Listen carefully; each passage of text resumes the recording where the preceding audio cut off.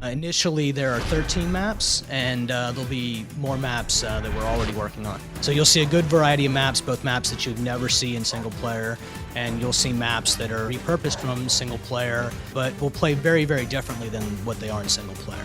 Don't let the bastard get off flag!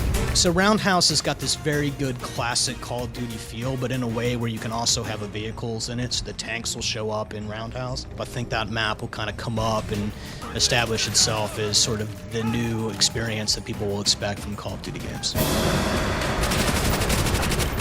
World at War has 2 tanks that you'll find in the maps that are Russian versus German maps, and those tanks are big tanks with what we call multiple occupancies, so you can put at least 2 people in them. And there are vehicle perks that you can take to apply to those vehicles, such as being able to reload the tank cannon faster, or move the turret around quicker, or even just drive the tank faster with the Leadfoot perk. With our combined strength, victory will be ours! We initially introduced a game mode called War in Call of Duty 3, which we brought back with a vengeance this time. We also brought Capture the Flag back, and then we have all the classic Call of Duty game modes: Domination, Sabotage, Team Deathmatch, Search and Destroy. We will take this flag!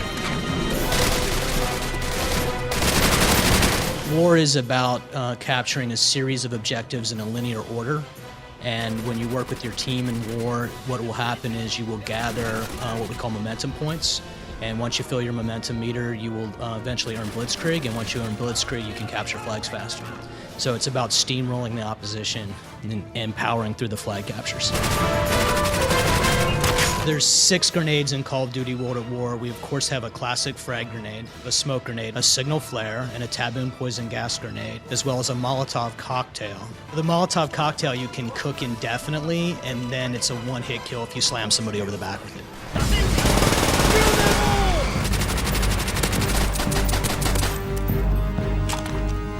We brought back a lot of the gun attachments that people were really familiar with and really like, but on top of that, we added bipods, we added bayonets, and we added ammo drum canisters. The second chance perk is essentially Last Stand with a twist, and when you go into Last Stand, you have a pistol and you're still alive. And the second chance aspect of that is anybody else who also has the second chance perk can come over and revive you, can pick you back up and put you back in the fight.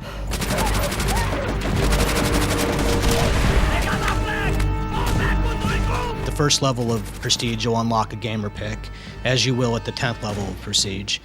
There are achievements there at those levels as well, and then finally, if you Prestige, you'll unlock additional Create Class slots. So by the time you get done prestiging through all 650 levels of the game, you'll have 10 Create Class slots. Both achievements are 0-point achievements for the multiplayer game. I think most people would probably think we're insane for trying to put dogs in a multiplayer game, but Call of Duty World at War's third kill streak is dogs, and if you call up the dogs, they'll hunt in packs. Good tactic for you is to follow the dogs, who will lead you right to the enemy.